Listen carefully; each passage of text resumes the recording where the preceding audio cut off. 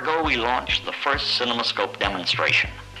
In one short year, the trademark CinemaScope has become a symbol of something new and something better in the art of entertainment.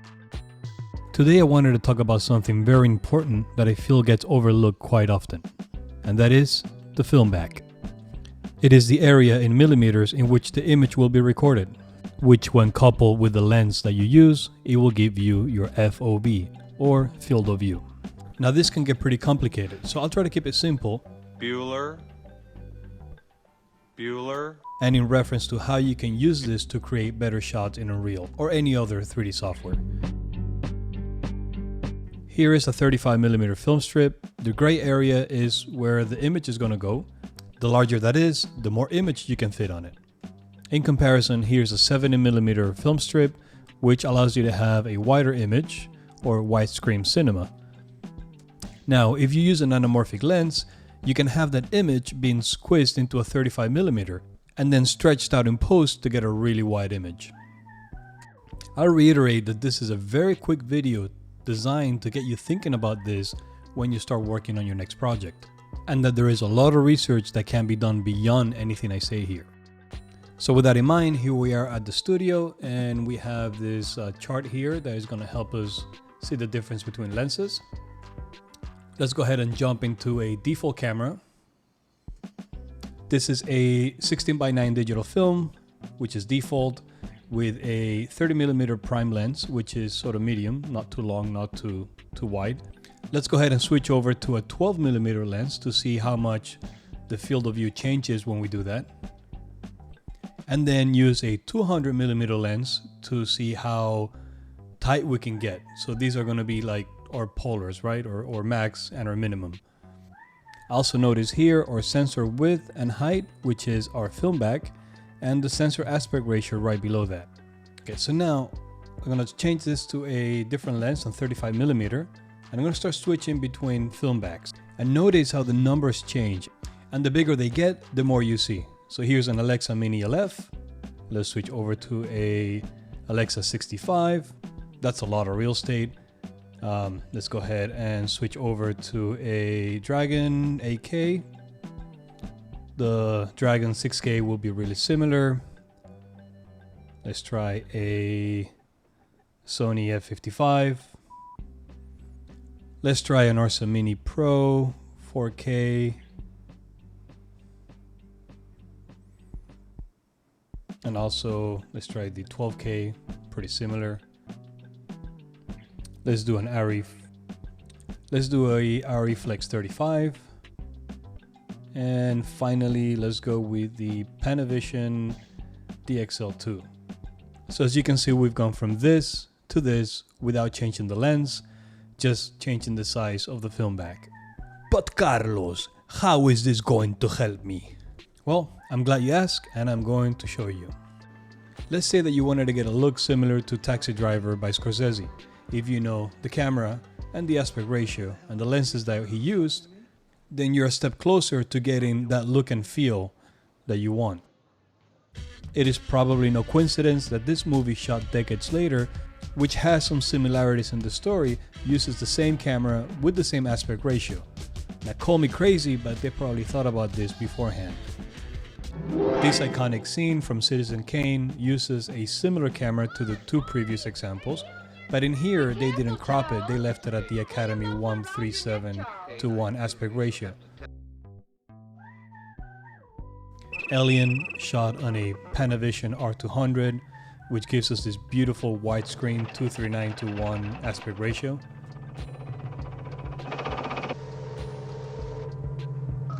And then we get into the beautiful world of Panavision, which gives us these beautiful wide shots using anamorphic lenses that fill the entire screen, which in a way is more similar to the way we see the world around us. Revived by Tarantino in recent years. Got room for one more? Who the hell are you? And what happened to them? Before I go on, let me drop a couple of resources that I find extremely helpful. The first one is Shot on What, which is a website in which you can search for pretty much any title. and it'll give you tons of information, including the cameras they used, the lenses that they shot with, as well as the aspect ratio. There is also VFX camera database, which is an amazing resource where you can find pretty much any camera you need and get all the information needed to create your FilmBack and get the look that you want. Now let's look at an actual shot from the short Mega Coach, which we did as a tribute to Sid Mead. And here you can see is the 16:9 50mm lens. This is not what I ended up using, but it gives us a baseline. I want to now switch this to, let's say, a Red Dragon AK to see what we get. And we get a bit of a wider format. We get more in the frame. It's nicer, the title kind of goes up there and everything kind of fits. But let's try instead a Panavision DLX with an anamorphic lens. This is a really wide format, so we're gonna have to change the lens here. Let's go with 100mm. And it's kind of nice and wide, but our title gets cut. So let's go to a 75mm and see how that looks. It's looking nice. We see a lot, right? So we gain a lot on the right and the left. Let's go back and compare it to the AK again, the Dragon, and you know, we get the title in there. Let's go back to the anamorphic and change the lens. All right, so this 75mm allows us to have the title nice and in view. Let's change it now to an Alexa Mini LF anamorphic, and let's change the lens to 75. That's too far away, I think. Let's go with 100. There you go, that's nice. It's wide and everything fits. And we gain a lot of real estate on the sides, but it still doesn't feel quite right.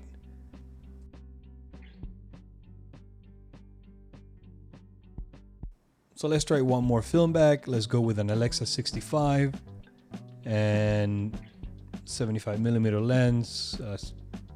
Seems kind of far away. There's a lot of space, empty space, negative space. So let's change the lens, and oops, no, that's too wide. Let's go with it 100, and that feels really nice. So everything is within frame. The car doesn't get cut off, and we get the Mega Coach nice and tight at the top. It's a very balanced frame, at least in my opinion. And this is actually the way that we went with the final product.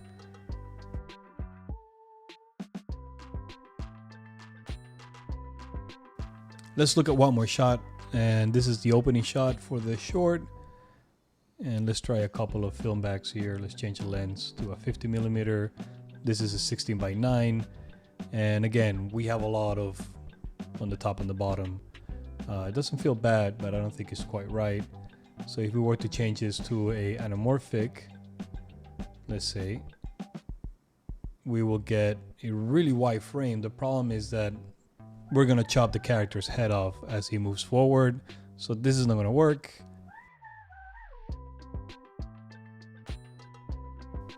Just for giggles, let's try an even wider format. So let's go with the Panavision DXL, and it's still not gonna work, but you know, you do get a very nice wide image. It's just that we're chopping the guy's head. So let's switch back to the Alexa 65. And now again, we have a nice center frame. He gets to the end, his head is not chopped off. Even with the depth of field, you can see that he's still there. And this works.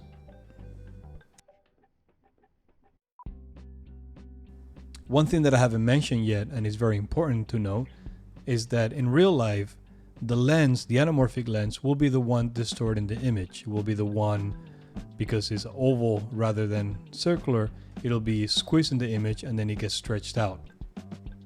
Because we cannot render squeezed in Unreal without an additional plugin, I am then placing the burden of the stretch onto the FilmBack by calculating the stretch factor, which gives me this image here, which is already a stretch anamorphic image. I am very hopeful that Epic will implement some sort of squeeze format rendering into the engine soon, because that is something that is going to be very needed and important when working with plates and compositing. You want to be able to have your renders at the same aspect ratio as your footage or your plates. And if your plates are anamorphic squeeze, you want your renders to be anamorphic squeeze as well. Think I got the chance, and I ain't gonna waste it. Honey dripping romance, and the hours are fading. This world keeps going round and round, so there ain't no use feeling down. Feeling down. We're much better together, I know. This is our time. It's a crazy cosmic journey. I feel fine. Something's so right. This is our time. So that was the final project that we created a year ago that I just forced you to watch. So I hope that you enjoyed it. You are welcome. And lastly, you probably noticed that as I was playing around with this FilmBacks and the lenses, I had a whole bunch of different presets there that are not in Unreal. And those are presets that I have been creating and keeping. They're very easy to add, and I'm going to show you how to do it as well. Here is the Defaultengine.ini, which is where you will come in and change quality settings, render settings, add different things, right? Like ray tracing on. This controls the settings for your project. If you scroll down here with me, you'll see that I have a script here and a whole bunch of presets on the bottom. We have FilmbackPresets and LensPresets. Now, I'll go ahead and put this in the comments, but it's very easy to use if you follow the formula where if you change the name of your camera between those quotes, make it whatever it is, iPhone camera, I don't know, then change the width and the height, and you're set. Now for the lenses, the same thing goes. Just go ahead and change the name of the lens in between those quotes. So here we have some Panavision T-Series, some Panavision Primo, Ultra Panavision, which are the ones that were used for the Hateful Eight. And if you wanted to add any more, all you have to do is change the minimal focal length, the max focal length, if they're prime, is going to be the same number. The f-stop, which most likely you will find something called t-stop. I treat them the same, and that's about it. You change those things, add them, keep them organized, and you can have yourself a nice bag of lenses and camera filmbacks. I really hope that any of the information that I gave you in this video today is helpful, but just remember that this is based on my experience, it's based on things that work for me. It's not the only way to do things, and also don't take my word for it. Make sure that you continue researching these things if you want to use them in your project. This was just a way to get you started on thinking about FilmBack, aspect ratio, and lenses that you can use to get a better result on your short films or whatever content you are creating digitally and with Unreal Engine. So as always, if you have any questions or comments, please leave them below. I am really trying to do one of these short videos a week, but sometimes it's challenging, so forgive me if a couple of weeks go by and you don't hear from me, but the best way to know when I do a video is to subscribe to the channel. Thank you and see you next time.